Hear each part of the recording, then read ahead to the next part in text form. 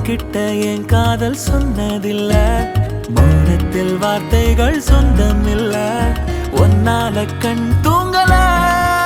நீ தீ போல் பூச்செடி, போனதே என் மூச்சடி, உன்னால் தானடி மனம் ஊஞ்சலாய் ஆடும் தேரடி.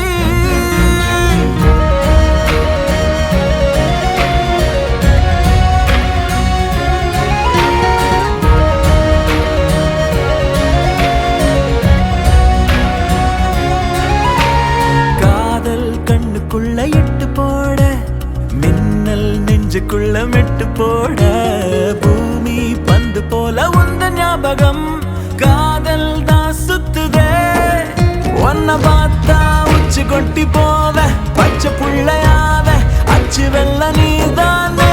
என்ன கேட்டா காதல் சொல்ல மாட்டா, ராஜாராணி சீட்டா நெஞ்ச குலுகி போட்டாளே.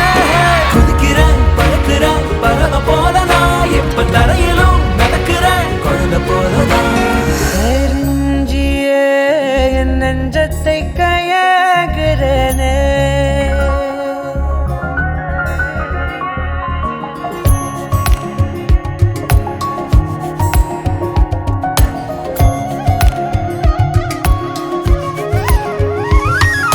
நெருஞ்சியே என் நெஞ்சத்தை கையாகிறேனே, மறஞ்சியே உனழலுல வாழுறனே. சிறு தூரல் போடும் மேகம் துளி காதல் தூவாதோ, ஒரு மின்னல் தாக்க நாடும் உன் விரலை தேடாதோ.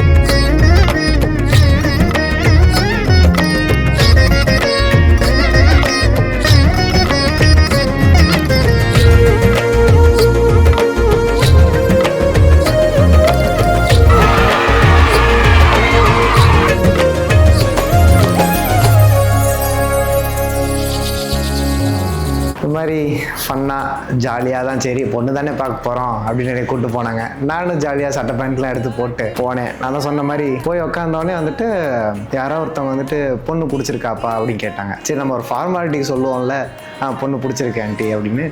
மாப்பிள்ளைக்கு பொண்ணை பிடிச்சிருக்கான்ப்பா, பூ வைங்க, என்கேஜ்மெண்ட் ஃபிக்ஸ் பண்ணுங்க, தேதி குறிச்சிட்டாங்க. சட்டுன்னு அடுத்த ஒரு 15 டேஸில் பூ வைக்கிற ஃபங்க்ஷன் கூப்பிட்டு போயிட்டாங்க. சரி பூ வைக்கிற ஃபங்க்ஷன்னா எப்படி நடக்கும்? ஒரு வீட்டுக்குள்ளே அவங்களுக்கு தெரிஞ்ச ஒரு 10 பேர், எங்களுக்கு தெரிஞ்ச ஒரு 10 பேர் நடக்கும். இவங்க நடத்திட்டாங்க. அரௌண்ட் ஒரு 150 பேர்கிட்ட இருக்கும். கிராண்டாக ஒரு மண்டபம் பிடிச்சி மோதிரம் மாற்றி விட்டு அன்னைக்கு என்கேஜ்மெண்ட் மாதிரியே ப்ராப்பராக நடத்தி பூ வைக்கிற ஃபங்க்ஷனை வச்சிட்டாங்க. அவ்வளோதான், there is no going back. இனிமேல் இந்த பொண்ணு தான் நம்ம தலையில் எழுதியிருக்குன்னு அன்னைக்கு தான் நான் ஃபிக்ஸ் ஆனேன். அங்கே ஆரம்பிச்சது எப்படி வந்து மாட்டிக்கிட்டேன் பார்த்தியா? இந்த ஸ்டோரி ஆரம்பிச்சது நவம்பரில் தான். பொண்ணுக்கு இருக்க மாதிரி அரேஞ்ச் மேரேஜில் ஒரு பயம் இருந்துச்சு, எப்படி இருப்பாங்க, எப்படி பார்த்துப்பாங்க அப்படின்ட்டு. மேட்ரிமோனியில் பார்த்தேன். ப்ரொஃபைல் பார்க்குறப்போ ஒரு 50-50 தான். அதுக்கப்புறம் நேரில் வந்து பார்த்தப்போ எனக்கு பிடிச்சிருந்துச்சு. பட் அதை விட அவர் ரொம்ப கேர் பண்ணுறது, என்னை வந்து பார்த்துக்கிறது, அதில் தான் கம்ப்ளீட்டாக ஃப்ளாட் ஆகிட்டேன் நான். அப்புறமா தான் நான் அவர் சைடு நான் ஃபாலோ ஆனது. அதுக்கப்புறம் ஸ்டார்டிங் நல்லா போச்சு. அப்புறம் ஆஸ் யூஷுவல் எப்பயும் போல் எல்லா கப்பிள்ஸ்களும் வர மாதிரி ஒரு சண்டை, மிஸ் அண்டர்ஸ்டாண்டிங், கோவம், வெறுப்பு எல்லாமே அப்புறம் எண்ட் ஆஃப் த ஃபைட்டில் பேரண்ட்ஸ்லாம் எல்லாம் சமாதானப்படுத்தி சரி அப்படின்னு சொல்லிட்டு சேர்த்து வச்சிருவாங்க. அவ்வளோ தூரம் சேர்த்து வச்சு இப்போது மார்ச் 8 மேரேஜ் வரைக்கும் வந்துட்டு. ஆனால் நான் பயந்ததை விட நல்லாவே பார்த்துக்கிறாரு. I love you.